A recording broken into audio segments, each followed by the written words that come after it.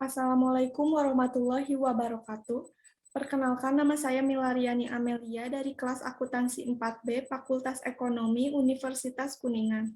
Di sini saya akan memaparkan hasil pengerjaan tugas saya mengenai analisis laporan keuangan PT Telekomunikasi Indonesia Tbk periode tahun 2016 sampai dengan 2020.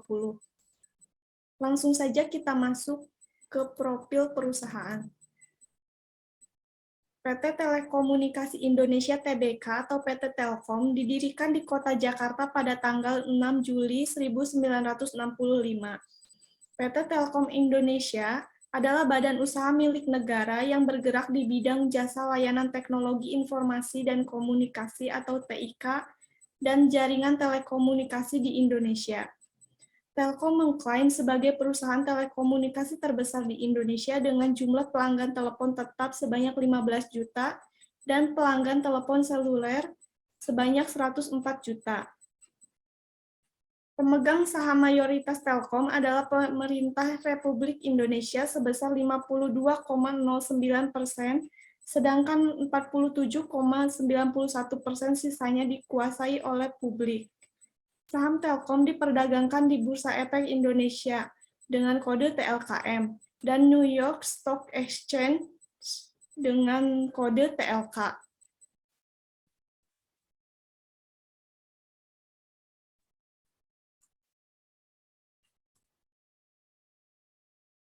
Langsung saja kita masuk ke penjelasan analisis laporan keuangan. Pada bagian ini, pada bagian neraca,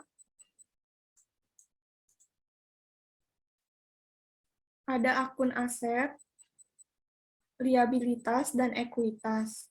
Akun-akun dan nominalnya ini diambil dari laporan keuangan perusahaan yang dapat di-download dari website Bursa Efek Indonesia. Akun-akun dan nominalnya tinggal kita pindahkan dari laporan keuangan yang sudah di-download tersebut. Saya di sini menggunakan periode dari 2016 sampai 2020.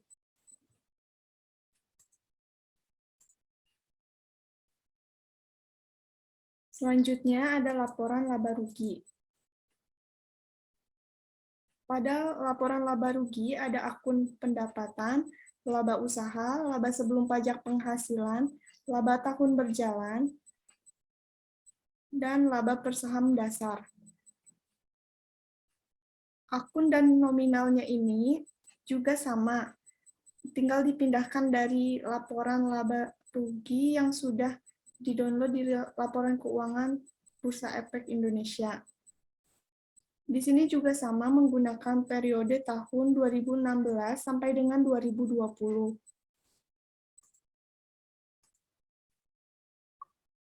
Selanjutnya ada analisis perbandingan. Yang pertama ada analisis perbandingan neraca. Akun dan nominalnya ini juga sama dipindahkan dari neraca yang sudah kita masukkan dari laporan keuangan tadi. Lalu untuk analisis perbandingan neraca, ada tahun 2017 atas 2016, ada 2018 atas 2016, 2019 atas 2016, 2020 atas 2016.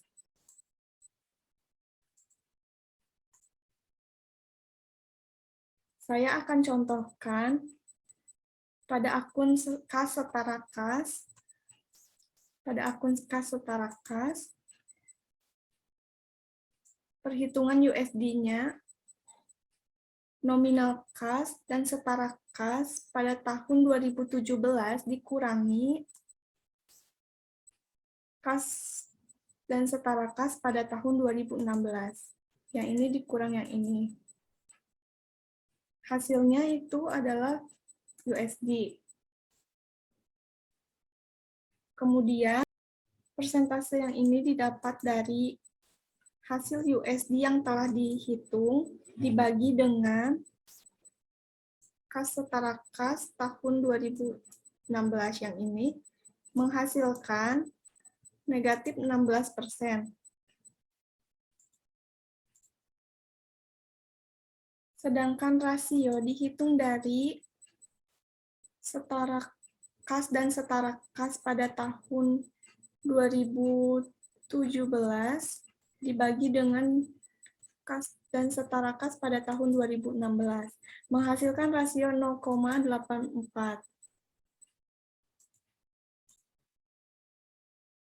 Untuk perhitungan USD, persentase, dan rasio akun lain, perhitungannya itu sama seperti yang sudah saya jelaskan tadi.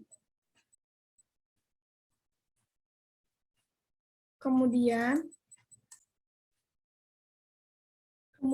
di sini juga ada analisis perbandingan laporan laba rugi.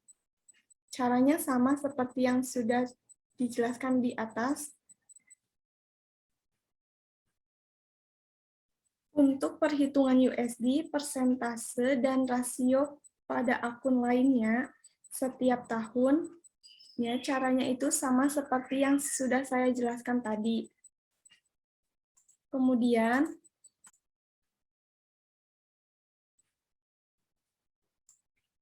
Kemudian ada analisis perbandingan laporan laba rugi. Untuk akun dan nominalnya ini juga sama, kita pindahkan dari laporan laba rugi yang sudah kita masukkan dari laporan keuangan. Kemudian cara menghitungnya juga sama seperti yang ada pada analisis laporan perbandingan neraca. Selanjutnya ada analisis rasio.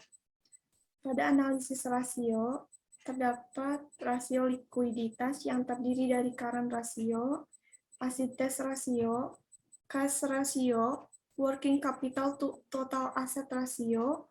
Kemudian pada rasio leverage terdiri dari total debt to total asset ratio, total debt to total equity ratio, long term debt to total equity ratio, time interest earning ratio. Kemudian rasio aktivitas terdiri dari total asset turnover, receivable turnover, average collection inventory, inventory turnover, average day inventory, working capital turnover. Lalu rasio profitabilitas terdiri dari gross profit margin, net profit margin, operating income ratio, return on asset, return on equity, dan return on investment. Pada bagian ini sudah ada rumusnya.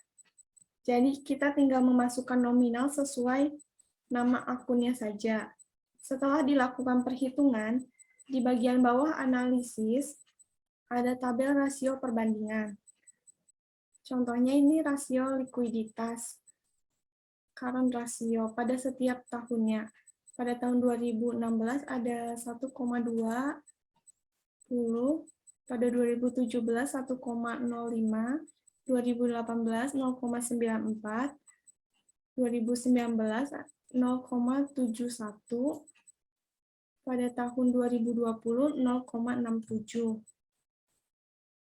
Kemudian kita buat grafiknya agar terlihat perbedaannya dengan jelas ini setiap tahunnya. Kemudian dilakukan juga rasio perbandingan. Pada rasio leverage, rasio perbandingan pada rasio activity, pada rasio profitabilitas. Selanjutnya analisis common size. Pada analisis ini dilakukan pada neraca dan laporan laba rugi. Akun-akun dan nominalnya juga tinggal memindahkan dari neraca yang sebelumnya. Pembedanya hanya pada tabel common size yang ini.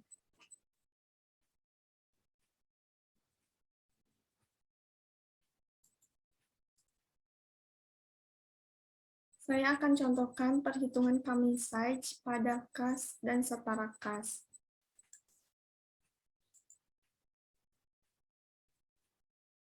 Perhitungannya dari nilai kas dan setara kas pada tahun 2016 dibagi dengan jumlah aset yang ini menghasilkan common size sebesar 100%.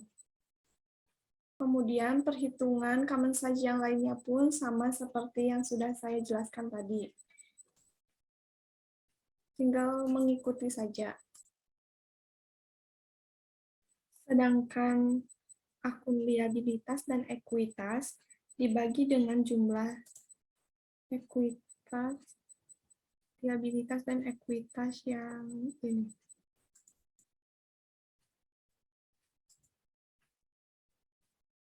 Selanjutnya, analisis common size pada laporan laba rugi. Caranya sama dengan cara yang dilakukan pada common size neraca, tetapi pembaginya menggunakan pendapatan under pendapatan. Di sini. Selanjutnya, analisis DuPont. Pada analisis DuPont, akun dan nominalnya ini didapat dari laporan neraca dan laporan laba rugi. Sedangkan net profit margin, ROI, ROE, asset turnover ini didapat dari rasio analisis rasio yang telah kita hitung sebelumnya. Tahun 2016, 2017, tahun 2018, 2019, dan 2020 ini juga sama didapat dari laporan laba rugi dan neraca, serta analisis rasio. Selanjutnya ada analisis cross-section. Pada analisis cross-section, ada saham yang beredar. Jumlah saham yang beredar ini dapat dilihat pada annual report perusahaan. Sedangkan total ekuitas dapat dilihat nominalnya di neraca. Lalu ada nilai buku. Nilai buku didapat dari ekuitas dibagi dengan jumlah saham yang beredar, kemudian menghasilkan pada tahun 2016 20,941, 2017 22,248, pada tahun 2018 23,683, dan seterusnya. Kemudian ROA didapat dari analisis rasio yang sudah dilakukan sebelumnya. Jadi tinggal dipindahkan saja nominalnya. Lalu ada cross-section. Di sini ada ROA dan nilai buku. Nilai ini didapat dari di atas, tinggal dipindahkan saja. Pada cross-section juga dihitung rata-rata aritmatika, rata-rata tertimbang, median, dan modusnya. Selanjutnya ada analisis time series. Nilai ROA ini juga didapat dari perhitungan analisis rasio yang telah dilakukan sebelumnya. Jadi tinggal dipindahkan saja nominal-nominalnya setiap tahun. Lalu dibuat grafik perbandingan ROA-nya agar terlihat jelas perbedaan setiap tahunnya. Lalu kita buat analisis trennya.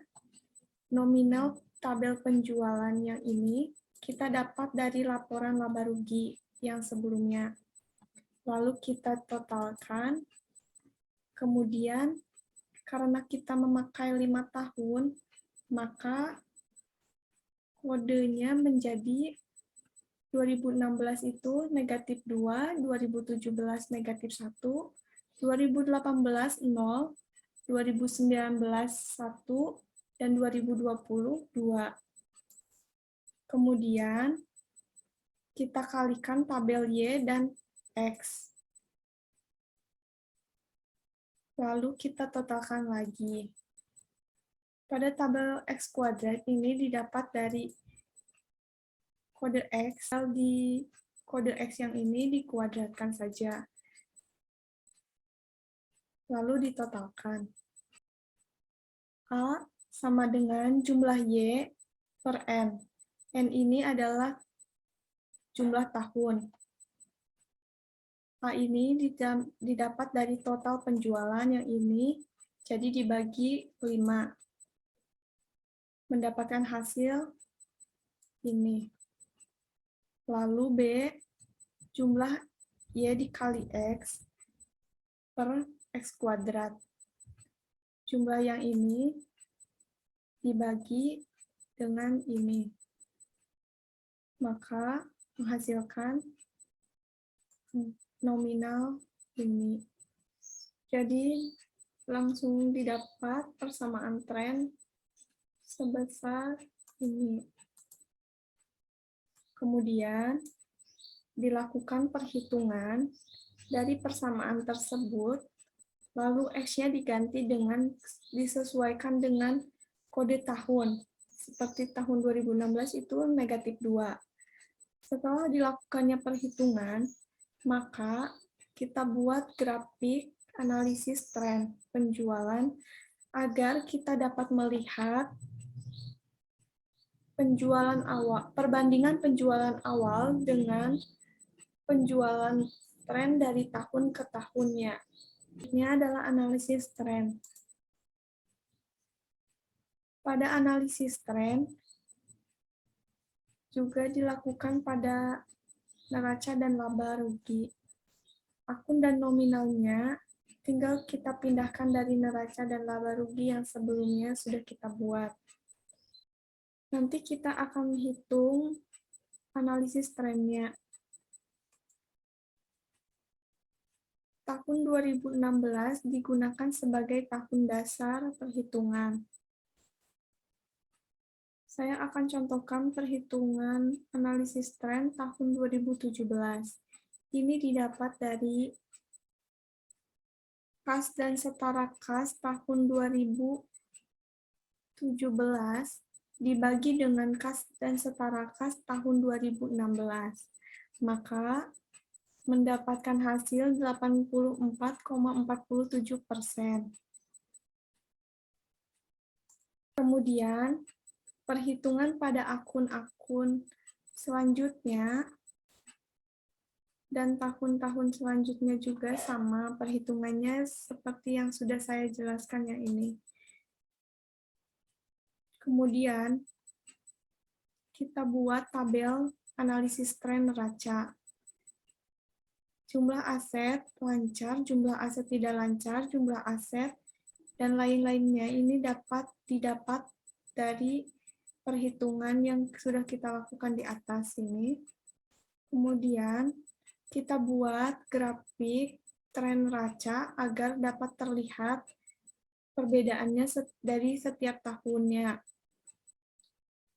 Kemudian,